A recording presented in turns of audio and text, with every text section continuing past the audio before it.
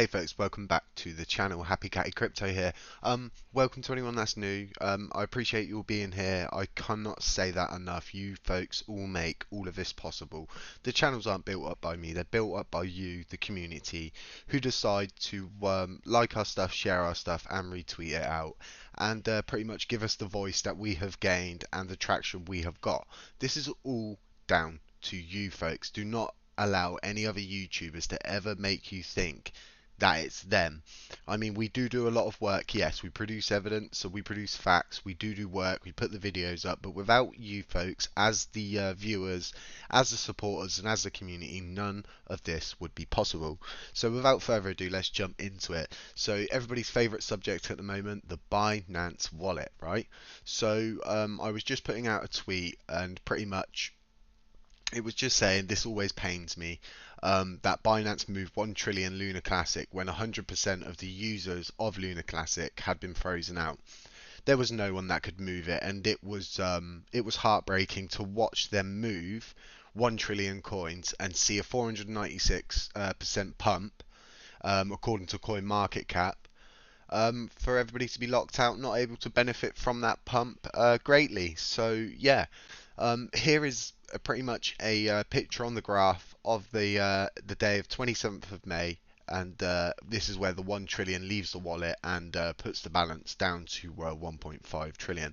This is clearly insider trading. It really is that simple, folks, and I can't reiterate that enough. And it shows that 1 trillion of those coins was definitely not users' coins. But I'm pretty adamant on the fact, with the factual evidence that I've seen and I'm seeing and I'm producing, that it's not users' coins. A small portion of it maybe, but no chances that we're not seeing any whale things. This is a monitoring screen from my fourth screen in the top right hand corner of my room, and pretty much I only keep this screen up on certain days because I don't really like to have too much going on in front of me. But recently I have been watching this, and now as you can see, it's showing us loads of transactions. Now any one of you can go on this. It's just whalealert.io, and it shows everything really that's going on the blockchain. Any sort of big transactions that it flags, it will show us. And I'm always monitoring this around the times when Binance are really heavily accumulating. It would be really obvious because we would see it. And as you can see, USDT just transferred from Binance to an unknown wallet. We would be seeing these purchases showing up. We would be having people pretty much going wild, and pretty much it's content for whale watchers to tweet. They would be on top of it. Now we're not seeing that, and it's the same with the holders. We're not seeing a FOMO with the holders, and there's just so many videos I've put up now with more and more evidence to support this fact.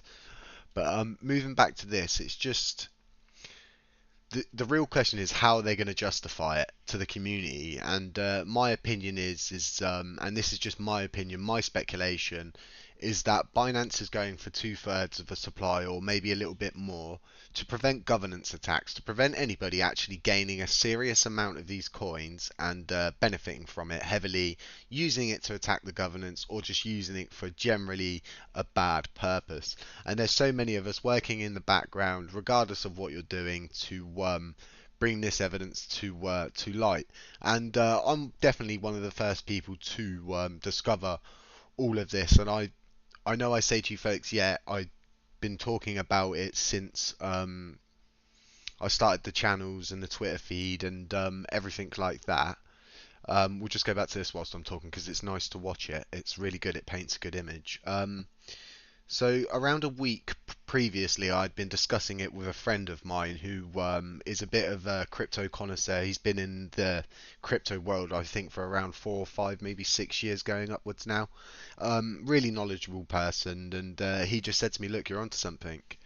And yeah, it's a lot of coins for Binance to hold.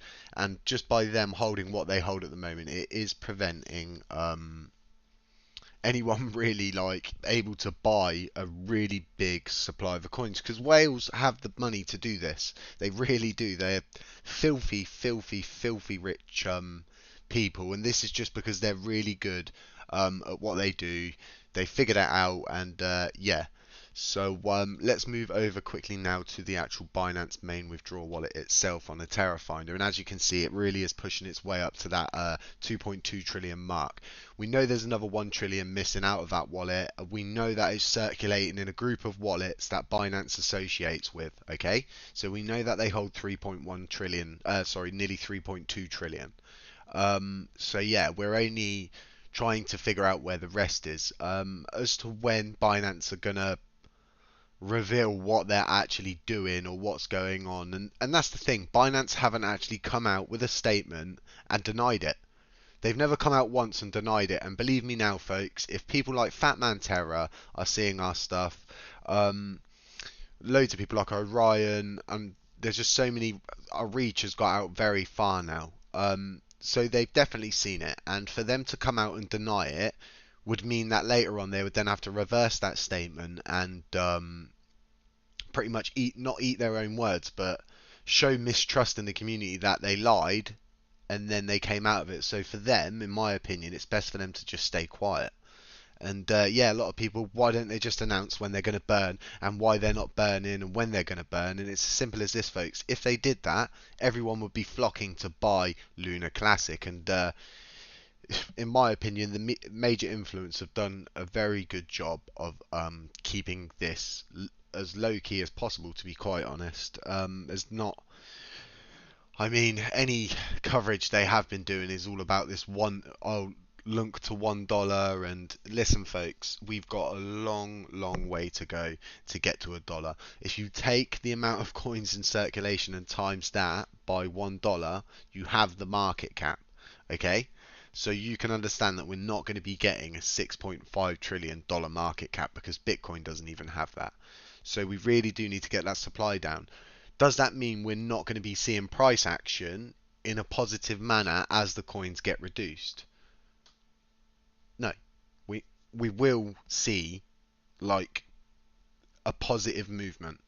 If we're burning, it's consistent burning, you will see that positive movement always moving upwards, because we've already seen this when the supply was reduced from 7.9 trillion to a 6.5-ish trillion circulating supply and around a 6.9 trillion total supply. Now, a lot of people say, why isn't the circulating supply decreasing? And why isn't the total supply doing this and that? I'm going to be dropping a really detailed video as to what can add to the circulating supply, what can remove from the circulating supply, where it comes from when this happens, where it goes when it doesn't happen, etc. So do stay tuned for that video. But this was really just a good dive into really what Binance are up to. So as you can see from that and from my tweet, that they moved 1 trillion coins when everyone had been frozen out. There was a 496% pump and no one could benefit from it. So folks, stay safe out there. It's never financial advice. Beware for so always get this bit at the end. Never right. Let's try this again. We can do this as a team. We can do this. Okay. Right. You ready? Right. So it's not financial advice. Stay safe out there. Beware of scammers, doppelgangers, WhatsApp accounters, and yeah, catch you folks in the next one.